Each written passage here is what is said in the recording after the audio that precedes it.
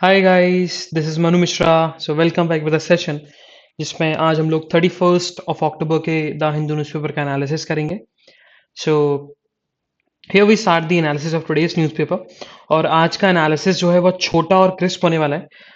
Reason being क्योंकि आज Sunday है, तो संडे के न्यूज़पेपर में कोई एडिटोरियल्स नहीं आते। हाँ, एफएक्यूज आते हैं, बट एफएक्यूज उन्हीं से रिलेटेड होते हैं जो अपन ने ऑलरेडी उस वीक में डिस्कस किया होता है, उसी चीज़ से रिलेटेड। तो आज की न्यूज़ पेपर वही, तो जो भी हमारे लिए इंपॉर्टेंट एफएक्यूज होंगे, जो भी हमारे लिए इंपॉर्टेंट न्यूज़ होगी, उन्हीं चीज़ को अपन डिस्कस करेंगे। Let's move to the first news. What happened? So prime minister Modi ji ने फर्स्ट सेशन एड्रेस किया G20 समिट का। अच्छा, G20 है क्या? सो G20 मतलब group of 20 most develop and developing nation. ठीक है, जो मतलब इकोनॉमिक की बेसिस पर जो टॉप 20 कंट्रीज है उनका वो ग्रुप है।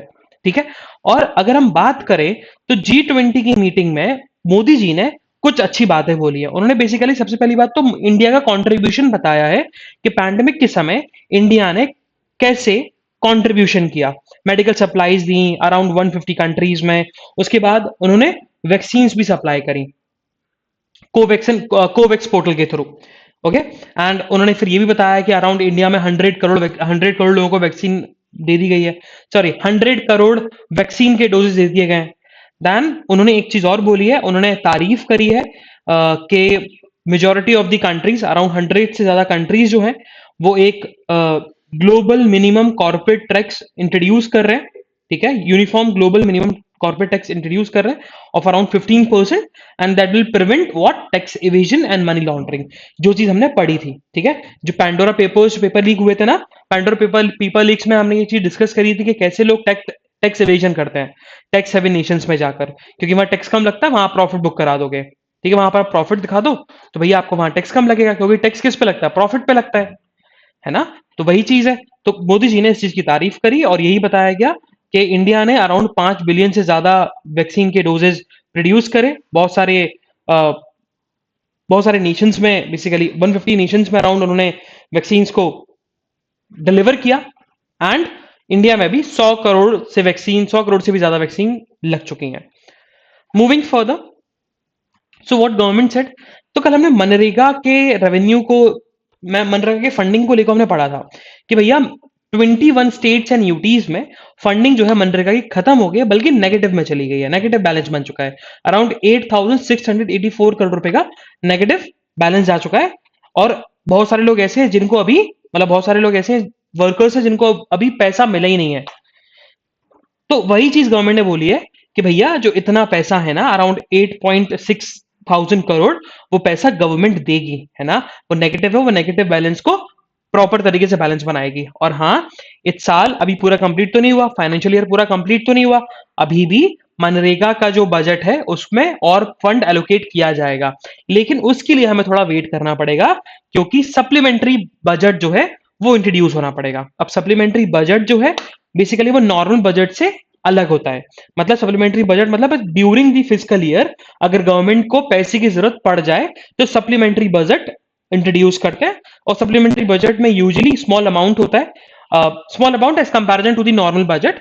और वो उस चीज के लिए हमें पार्लियामेंट से परमिशन लेने की जरूरत होती है। मतलब बोधी बोधी हाउस जो है, लोकसभा एंड राज्यसभा, उन दोनों हाउसेस की सिंपल मेजोरिटी के साथ आप रेजोल्यूशन पास करिए और सप्लीमेंट्री बजट जो है सप्लीमेंट्री बजट जो है वो इंट्रोड्यूस हो जाएगा और आप पैसा निकाल सकते हो। मतलब इमरजेंसी फंड हम बोल सकते हैं। ओके, तो वही चीज गवर्नमेंट ने बोली है। मूविंग फर्दर, तो सिटी की न्यूज हमें नहीं पढ़नी है, हम लोग सिटी की न्यूज को पूरे तरीके से स्किप करेंगे। ओके, या so we move directly to the state page. So हमारे जो फॉर्मर पंजाब के chief minister captain Amarinder Singh, उन्होंने सारे स्पेकुलेशंस पे स्टॉप लगा दिया है और बोल दिया है कि हाँ, जो स्पेकुलेशन चल रहे थे अबाउट कि I am leaving the Congress, so yet I am leaving the Congress. And Amarinder Singh जो है फॉर्मर, जो कि चीफ मिनिस्टर रहे पंजाब के, उन्होंने बोल दिया है कि मैं एक नई पार्टी फ्लोट करूंगा इन दी स्टेट ऑफ पंजाब। एक नई पार्टी वो फ्लोट करने वाले हैं। Moving further, so again on the state पे, सो व्हाट हैपन, तो कल हमने एक न्यूज पढ़ी थी और वो न्यूज थी कि मुल्ला पेरियार डैम में अराउंड बहुत सारे पानी को बेसिकली रिलीज कर दिया गया बाय द केरला गवर्नमेंट, जिसपे अपोजिशन पार्टी तमिलनाडु की जो है उन्होंने क्रिटिसाइज किया था कि भैया मुल्ला पेरियार डैम है किसका, कहां पर है, केरला में, लेकिन रेगुलेट और ऑपरेट कौन करता है इसको, तुम्हारा तमिलनाडु, तमिलनाडु गवर्नमेंट करती है। तो तमिलनाडु गवर्नमेंट की परमिशन है कि नहीं, तो भैया आज की जो न्यूज है उससे प्रूफ होता है कि हाँ तमिलनाडु गवर्नमेंट की परमिशन थी। क्यों? क्योंकि तमिलनाडु गवर्नमेंट ने क्या किया, तीन और ज्यादा जो गेट्स होते हैं, डैम के गेट्स होते हैं, उनको ओपन कर दिया, जिससे जो अराउंड 140 के ऊपर वाटर लेवल चला गया था, 138 फीट के ऊपर वाटर लेवल चला गया था डैम का, वो थोड़ा सा लोअर डाउन हो गया। ठीक है, तो तमिलनाडु ने भी वाटर रिलीज कर दिया है, जिससे ये प्रूफ हो रहा है कि अभी रिसेंटली मुल्ला पेरियार डैम को लेकर तमिलनाडु गवर्नमेंट और केरला गवर्नमेंट दोनों एमिकेबली और पीसफुली इशू को रिजॉल्व करने में लगी हुई हैं। मूविंग फर्दर, सो डीएमके गवर्नमेंट, मतलब तमिलनाडु की गवर्नमेंट है, तमिलनाडु गवर्नमेंट ने बोल दिया है कि 18th July will be observed at what, Tamil Nadu day. क्यों? क्योंकि इसी दिन former chief minister C N Annadurai ने रेजोल्यूशन अडॉप्ट किया था, असेंबली में रेजोल्यूशन अडॉप्ट किया था और बोला था कि मद्रास प्रेसिडेंसी का नाम चेंज करके क्या रख दिया जाएगा, तमिलनाडु, इन द ईयर 1967। तो इसी दिन ऑन 18 जुलाई 1967 उस समय के chief minister C N Annadurai, जिनको अन्ना के नाम से ही बुलाते थे, है ना, और उन्होंने तमिलनाडु के लेजिस्लेटिव असेंबली में एक रेजोल्यूशन अडॉप्ट किया था। पहले तमिलनाडु का जो नाम था वो मद्रास था, मद्रास प्रेसिडेंसी था, उसका नाम चेंज करके क्या कर दिया गया, Tamil Nadu. Moving further, so on the national news what happened, so RALP, अब RALP है क्या, so it's about the rest of Arunachal Pradesh. So rest of Arunachal Pradesh is the area जो कि डिस्प्यूटेड एरिया है एंड हिली एरियाज है, बेसिकली माउंटेनियस एरियाज है, around 15,000 और 16,000 feet above the sea level पर। तो वहां पर चाइनीज गवर्नमेंट ने क्या किया, वहां पर बिल्डअप मतलब इंफ्रास्ट्रक्चर बनाना स्टार्ट कर दिया, और ये ऑलरेडी इंडिया और चाइना की ट्रीटी में लिखा हुआ है कि इस जगह पर RALP, rest of Arunachal Pradesh वाले एरिया पर कोई भी इंफ्रास्ट्रक्चर प्रोजेक्ट या कोई भी पार्टी, चाहे इंडियन गवर्नमेंट हो चाहे चाइनीज गवर्नमेंट हो, वो कुछ भी बिल्डअप नहीं करेगी। बट इंडियन गवर्नमेंट ने कंसर्न बताया और बताया है कि China is building up an infrastructure project or a tent in the rest of Arunachal Pradesh वाले एरिया में, जिसके रिटेलिएशन में आर्मी ने एडिशनल ट्रूप जो है उस रीजन में भेज दिए हैं to strengthen the position. Moving further, so अच्छा ये थोड़ी सी केस स्टडी है जो कि बताता है कि फेस्टिव सीजन में लोगों को कैसे ठगा जाता है ना, उसके बारे में। तो बहुत इजी सा है पढ़ना, it's about the online facing attacks. तो बताता है कि जैसे कि आप एक इंसिडेंट बताया गया कि एक हस्बैंड अपनी वाइफ को लुई वितौन का हैंडबैग गिफ्ट करने वाला था और उसने ऑर्डर भी किया, बट वो लुई वितौन ओरिजिनल लुई वितौन नहीं था। देन जब उसने फिर से वेबसाइट खोली तो वो वेबसाइट बंद हो गई। तो वही चीज बताई जा रही है कि लोग कैसे फेस्टिव सीजन में लोगों का मिसयूज करते हैं, लोगों की नीड्स का मिसयूज करते हैं। मूविंग फर्दर, सो लखीमपुर खीरी वाले वॉयलेंस वाले केस में व्हाट हैपेंड, संयुक्त किसान मोर्चा ने एक पैनल बना लिया, 7 मेंबर्स का पैनल बनाया है, एंड 7 मेंबर्स का जो पैनल है वो एक्यूज्ड के अगेंस्ट लीगल फाइट करेगा। मतलब जैसे कि मान के चलो PIL फाइल करना, केस फाइल करना, रिव्यू पिटिशन, ये सारी चीजें जो है वो लीगल वाला मैटर जो है उसको लेकर लखीमपुर वाली केस में संयुक्त किसान मोर्चा ने 7 मेंबर्स पैनल फॉर्म किया।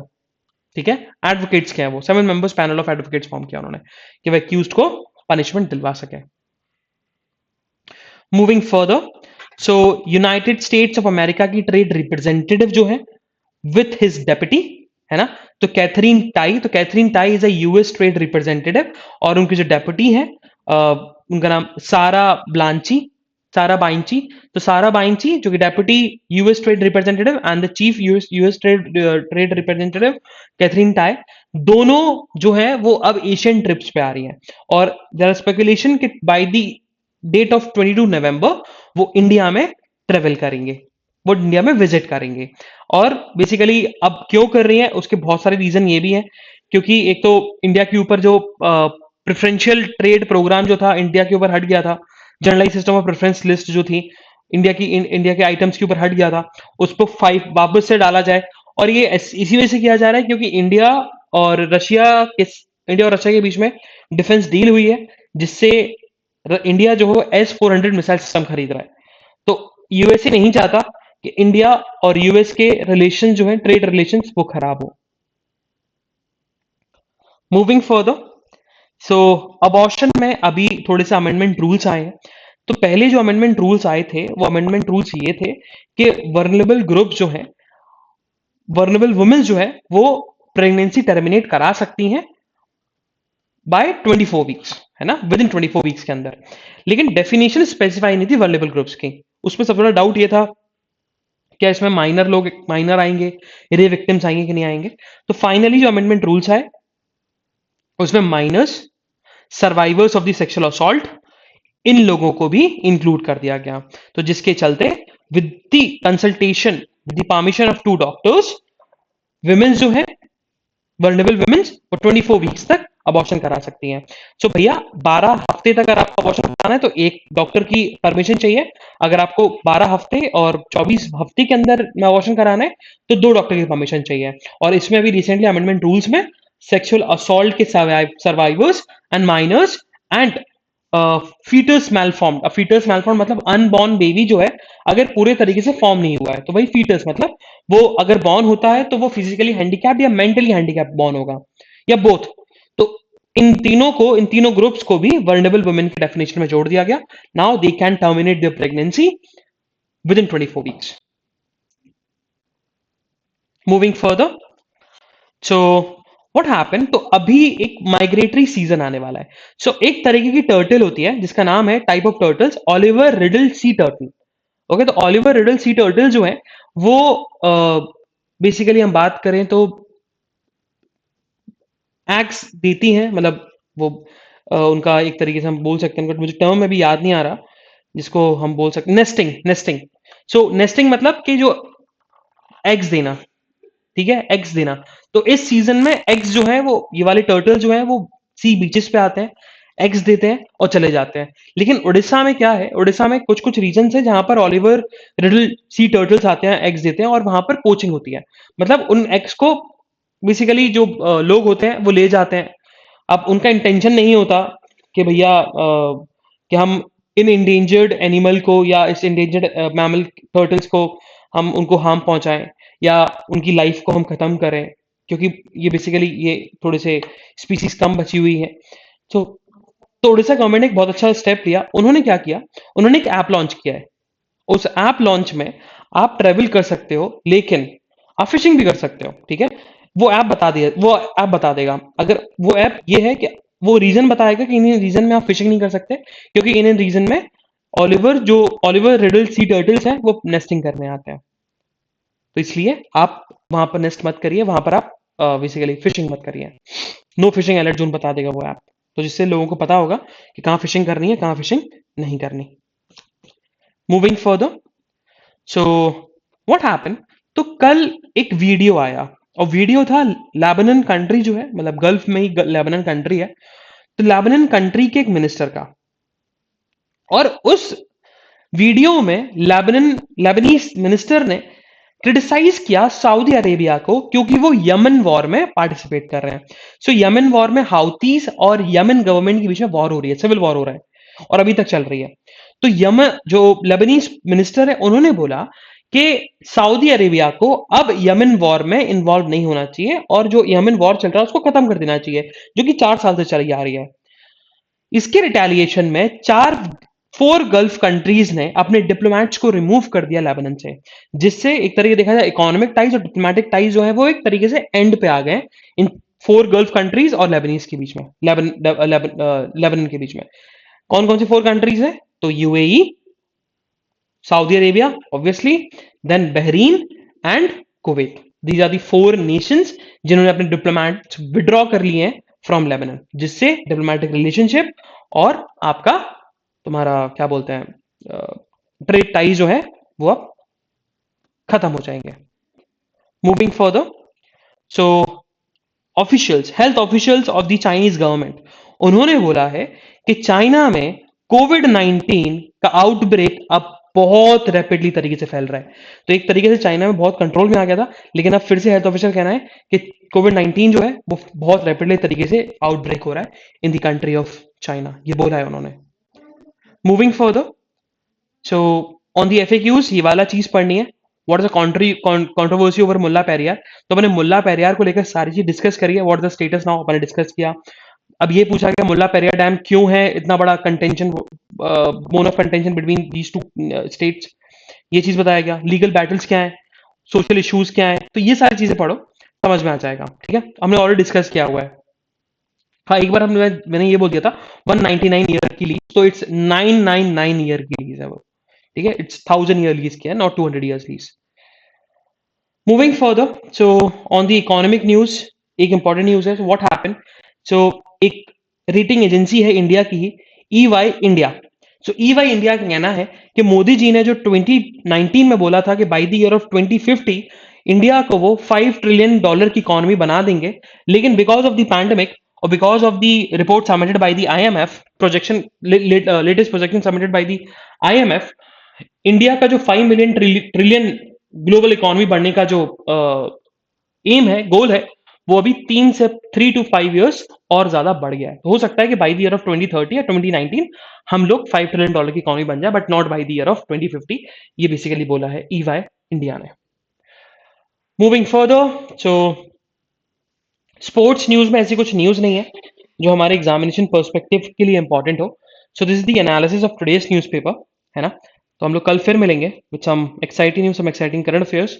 तब तक के लिए bye bye, have fun and enjoy your day. Bye bye guys.